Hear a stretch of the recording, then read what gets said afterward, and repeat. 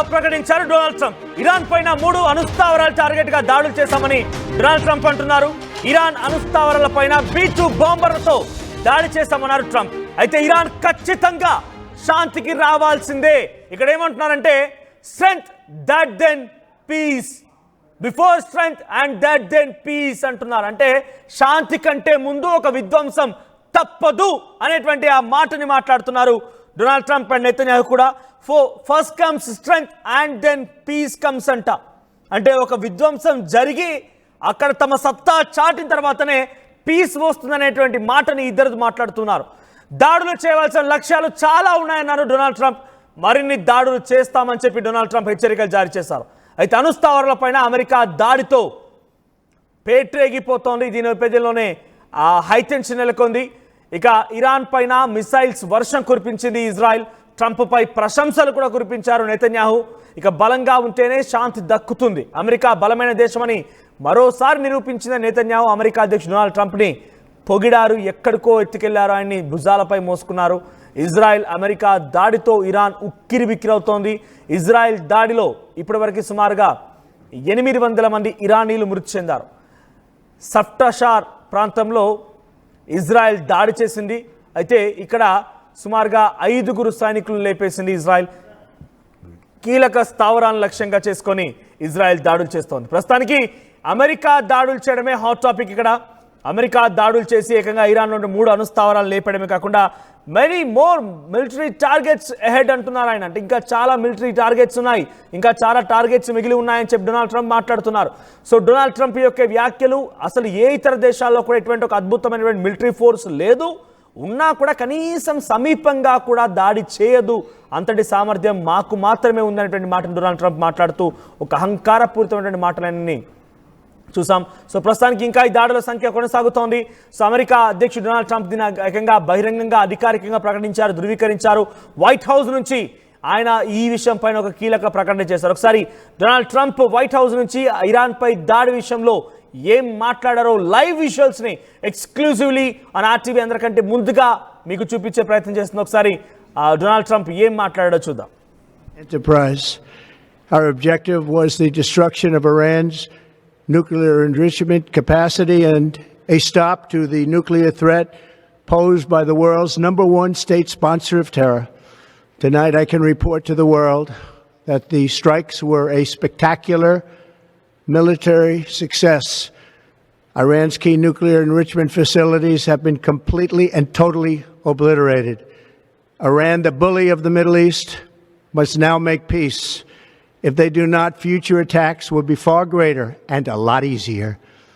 For 40 years, Iran has been saying death to America, death to Israel.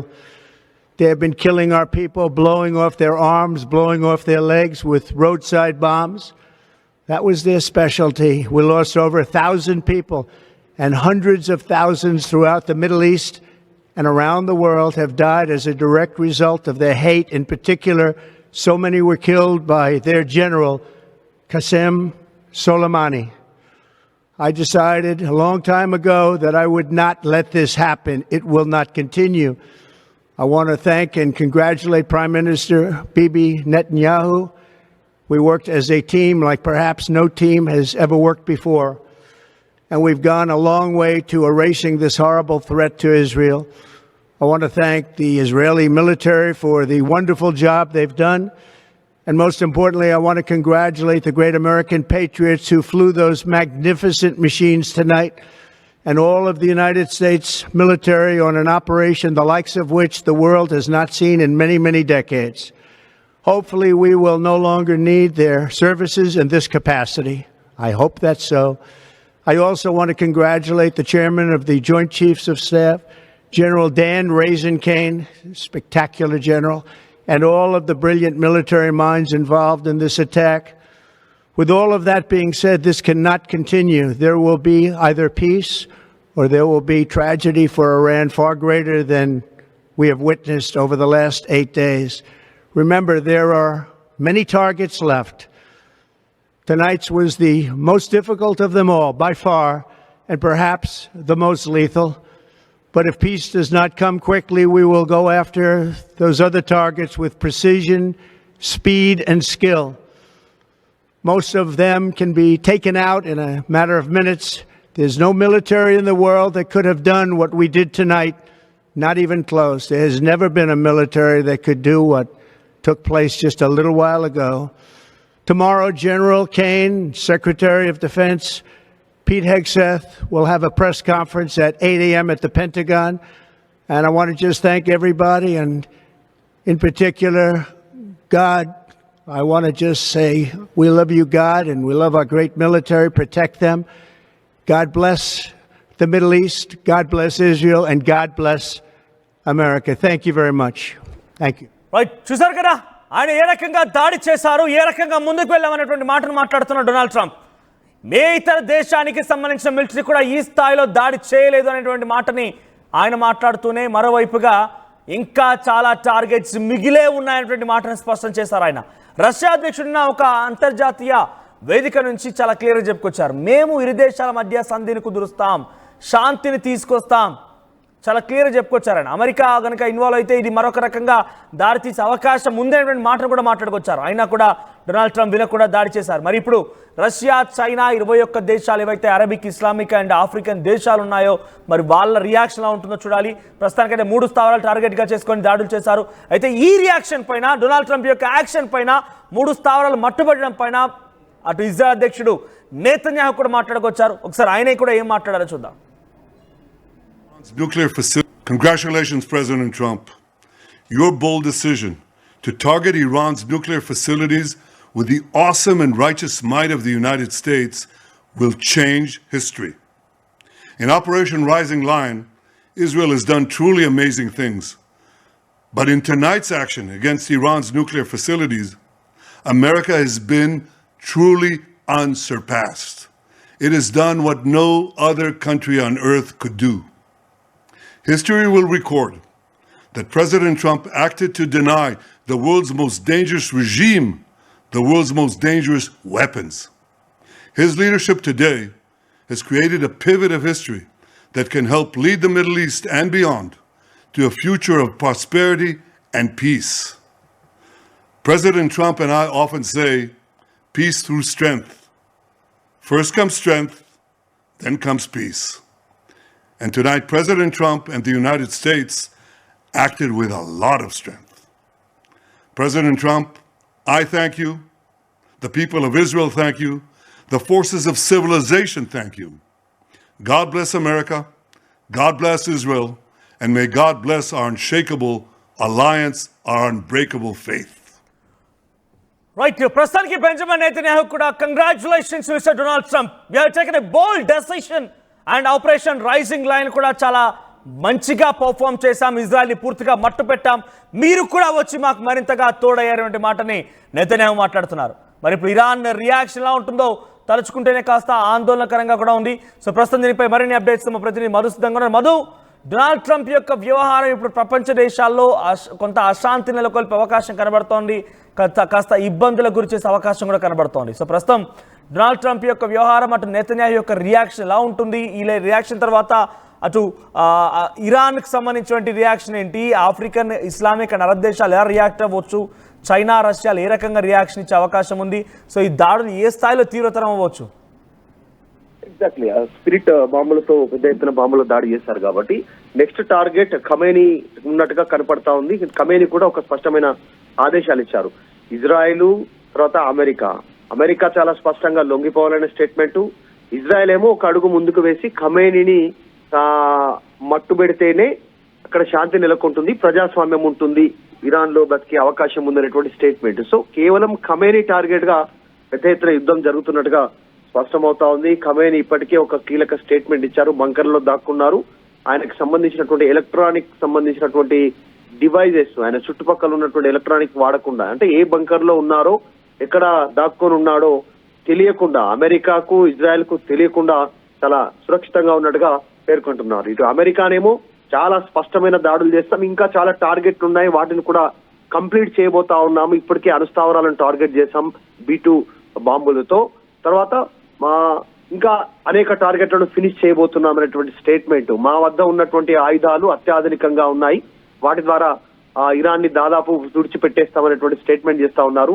Israel ఏమో already tell అవీవిలో ఆసుపత్రి పైన దాడి చేయడంని చాలా తీవ్రమైనటువంటి నేరంగా ఇరాన్ చేసింది అనేటువంటిది ఒక స్టేట్మెంట్ ఇచ్చారు. దీంట్లో ఐడిఎఫ్ కి సంబంధించినటువంటి అధికారులు, ఇజ్రాయెల్ కి సంబంధించిన అధికారులు ఖమేనీని అంతమొందించడమే దీనికి పరిష్కారం అనేటువంటి స్టేట్మెంట్. సో ప్రస్తుతం ఖమేనీ బంకర్ లో దాక్కున్నారు, ఆయనను పట్టుకునే ప్రయత్నం చేస్తా ఉన్నారు. ఇప్పటికే 3 పేర్లను అనౌన్స్మెంట్ చేసినట్టుగా తెలుస్తా ఉంది ఖమేనీ. ఒకవేళ నేను హత్యకు కాబడితే ఈ 3లో ఎవరో ఒకరిని దేశ అధ్యక్షుడిగా ఎన్నుకోండి అనేటువంటి స్టేట్మెంట్ చేశారు. పెద్ద ఎత్తున చర్చ కొనసాగుతుంది. ఆ 3 పేర్లలో ఎవరు ఉన్నారు అనేటువంటిది. ఇజ్రాయెల్ మంత్రి కూడా ఒక స్టేట్మెంట్ చేశారు. ఇజ్రాయెల్ కాడ్జ్ సుప్రీం లీడర్ ను ఉనికిలో లేకుండా చేస్తాము, ఖచ్చితంగా ఆయన అంతమొందిస్తామనేటువంటి స్టేట్మెంట్ చేశారు. కాబట్టి ప్రస్తుతం ఈ ముప్పును తప్పించుకునేందుకే ఖమేనీ అండర్ గ్రౌండ్ లో బంకర్ లో దాక్కున్నారు. ప్రస్తుతం ఆయనను పట్టుకునేటువంటి విధంగా ప్రయత్నం చేస్తా ఉన్నారు. ఇజ్రాయెల్ రక్షణ శాఖ మంత్రి, అమెరికా అధ్యక్షుడు డొనాల్డ్ ట్రంప్ ఎప్పటికప్పుడు నివేదికలు తెప్పించుకుంటున్నారు. ఏ బంకర్ లో దాక్కున్నారు, ఎక్కడ ఆయన మూవ్మెంట్ ఎక్కడ ఉంది అనేటువంటి తెలుసుకునే ప్రయత్నం చేస్తున్నారు. మరిన్ని టార్గెట్లకు ఇజ్రాయెల్, అమెరికా సంయుక్తంగా సిద్ధమవుతున్నట్టుగా తెలుస్తా ఉంది ఇరాన్ లో ఉన్నటువంటి టార్గెట్ల పైన.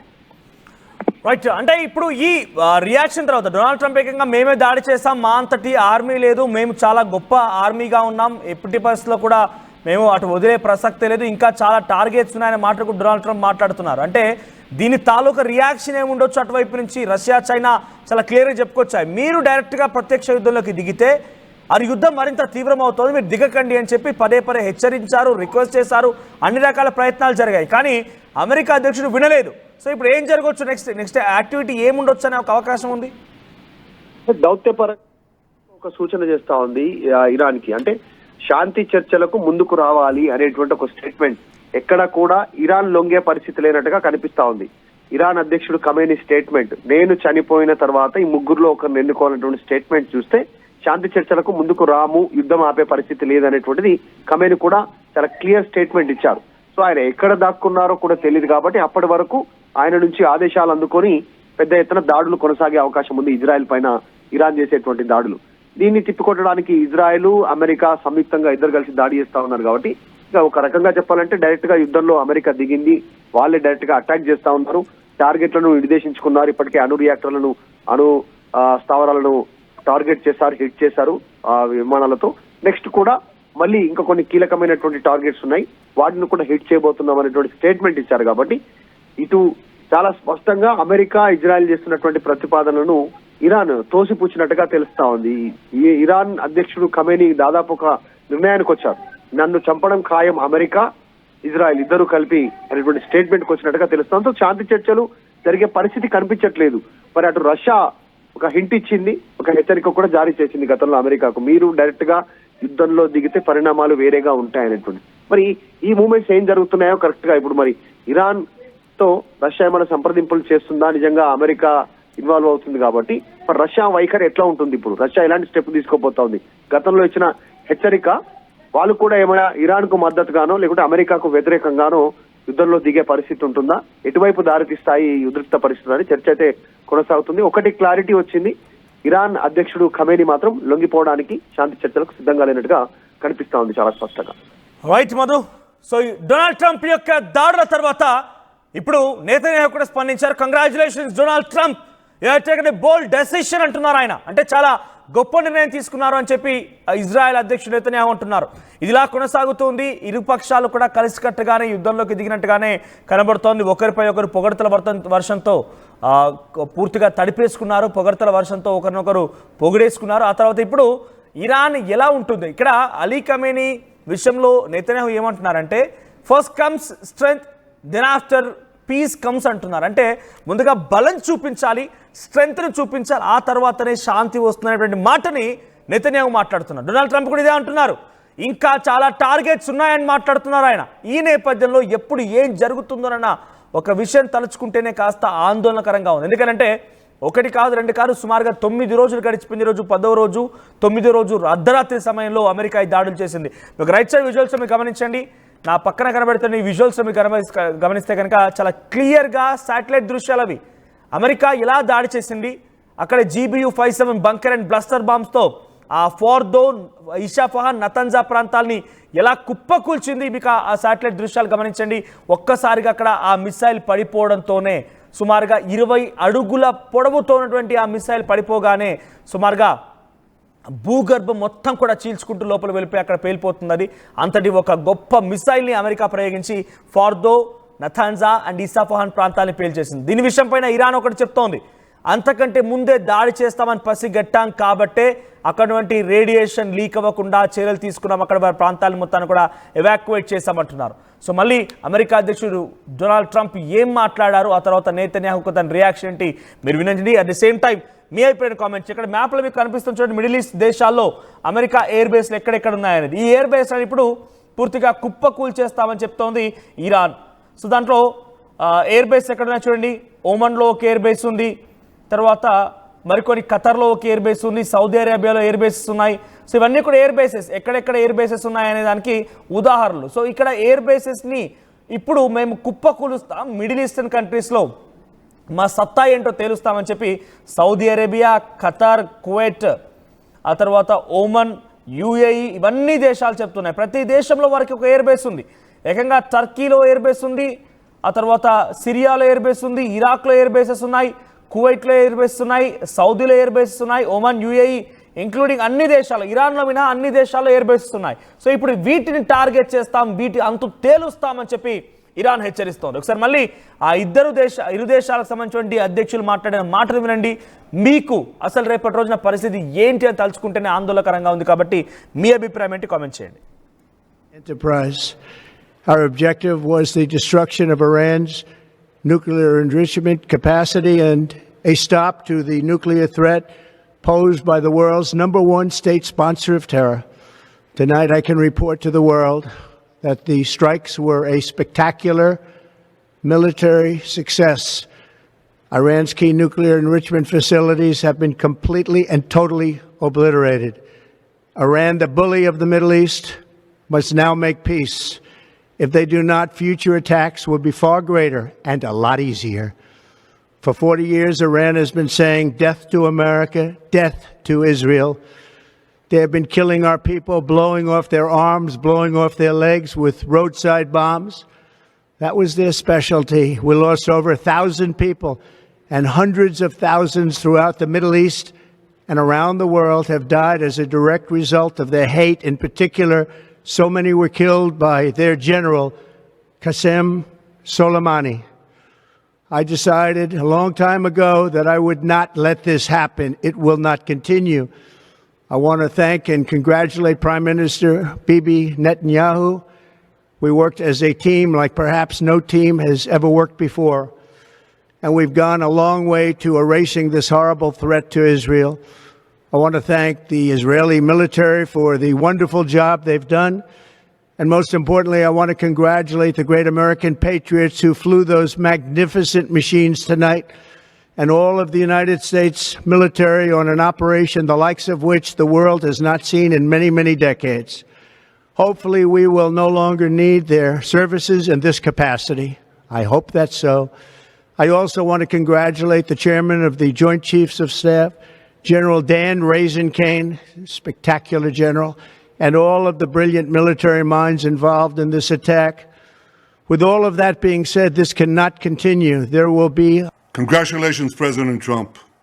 Your bold decision to target Iran's nuclear facilities with the awesome and righteous might of the United States will change history. In Operation Rising Lion, Israel has done truly amazing things. But in tonight's action against Iran's nuclear facilities, America has been truly unsurpassed. It has done what no other country on earth could do. History will record that President Trump acted to deny the world's most dangerous regime the world's most dangerous weapons. His leadership today has created a pivot of history that can help lead the Middle East and beyond to a future of prosperity and peace. President Trump and I often say, peace through strength. First comes strength, then comes peace.